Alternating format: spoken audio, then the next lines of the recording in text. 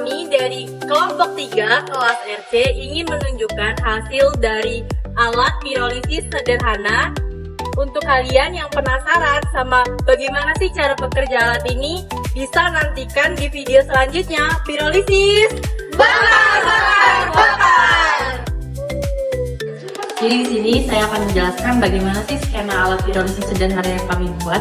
Jadi, alat pirolisis sederhana yang kita buat ini menggunakan dua reaktor, di mana reaktor luar dan juga reaktor dalam. Mana pada bagian reaktor luar itu digunakan sebagai ruang pembakaran untuk menghasilkan panas. Untuk reaktor bagian dalam adalah untuk menampung sekam padi sebagai biomasa yang akan dipirolisis.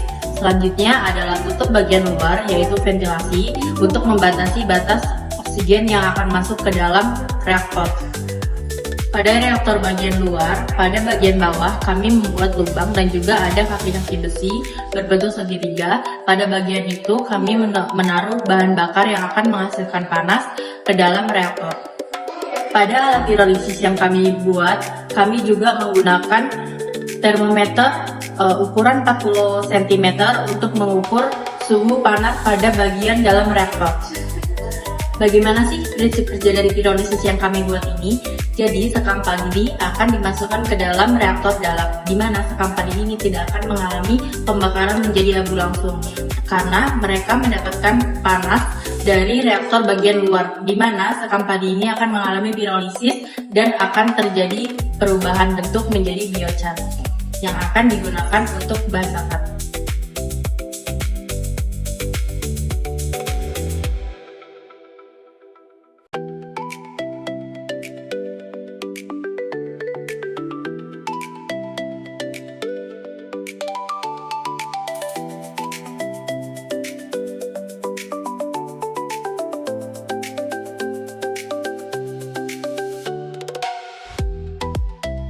Apakah tidak bisa?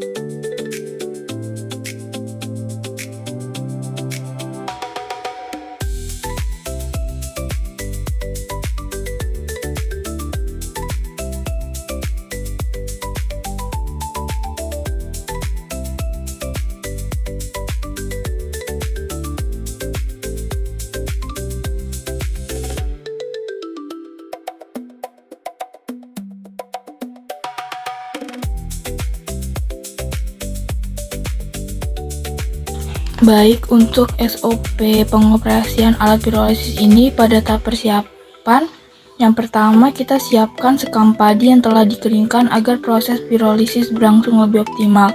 Selanjutnya dilakukan pemeriksaan terhadap seluruh komponen alat yang terdiri dari panci sebagai reaktor, tutup panci yang dilengkapi termometer, kaleng cat 16 liter sebagai ruang pemanas, serta lubang-lubang ventilasi pada bagian atas alat. Pastikan seluruh komponen terpasang dengan baik dan dalam kondisi siap digunakan. Setelah alat siap, kemudian sekam padi dimasukkan ke dalam panci hingga kapasitas yang ditentukan. Panci kemudian ditutup rapat menggunakan tutup panci yang telah dipasang termometer untuk memantau suhu selama proses berlangsung. Setelah itu, panci ditempatkan di dalam kaleng cat yang berfungsi sebagai ruang pemanas. Tahap berikutnya adalah proses pemanasan. Bahan bakar berupa kayu bakar dinyalakan pada bagian bawah alat sehingga panas mengelilingi panci dari bagian luar. Selama proses ini, suhu dipantau menggunakan termometer karena suplai oksigen di dalam panci sangat terbatas. sekam padi tidak terbakar secara langsung, melainkan mengalami proses pirolisis, yaitu penguraian bahan organik akibat pemanasan pada suhu tinggi. Seiring meningkatnya suhu, akan terbentuk gas dan asap hasil pirolisis. Pada alat ini, asap panas dari ruang pembakaran dan gas hasil proses akan keluar melalui lubang-lubang ventilasi yang terdapat pada bagian atas kaleng. Lubang ventilasi tersebut berfungsi sebagai jalur keluarnya gas panas, menjaga sirkulasi udara, serta menjaga terjadinya penumpukan tekanan di dalam alat sehingga proses berlangsung lebih aman dan stabil. Selama proses berlangsung, keluarnya asap dari lubang ventilasi ini menjadi salah satu indikator bahwa pirolisis sedang terjadi. Ketika jumlah asap yang keluar mulai berkurang, proses pirolisis dianggap telah selesai. Pemanasan kemudian dihentikan dan alat dibiarkan mendingin secara alami. Setelah suhu alat cukup aman, panci dikeluarkan dari dalam kaleng dan tutup panci dibuka secara perlahan. Biochar yang terbentuk kemudian diambil, didinginkan, dan disimpan dalam wadah tertutup untuk menjaga kualitasnya. Pada proses pirolisis, keselamatan kerja harus menjadi prioritas utama. Penerapan keselamatan dan kesehatan kerja atau K3 harus diperhatikan untuk meminimalkan risiko kecelakaan kerja. Operator wajib menggunakan alat pelindung diri berupa sarung tangan, masker, dan sepatu tertutup. Sarung tangan digunakan untuk melindungi tangan dari panas alat, masker untuk mengurangi paparan asap, dan sepatu tertutup untuk melindungi kaki selama proses berlangsung.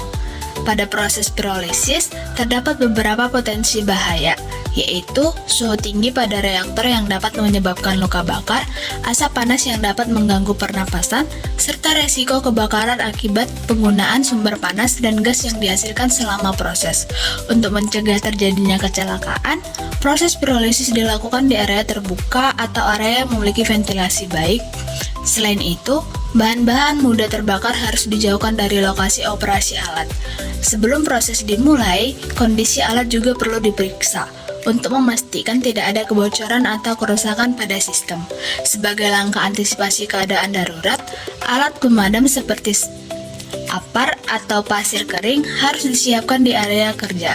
Dengan menerapkan penggunaan APD dan prosedur kerja yang baik, proses pirolisis dapat berjalan dengan aman dan resiko kecelakaan kerja dapat diminimalkan. Terima kasih untuk kalian yang sudah menyaksikan dan menonton video kami sampai selesai. Semoga bermanfaat untuk kalian yang ingin mencoba bagaimana pembuatan alat pirolisis sederhana dari kami. Jangan lupa like, comment, and share. Kami akhiri. Wassalamualaikum warahmatullahi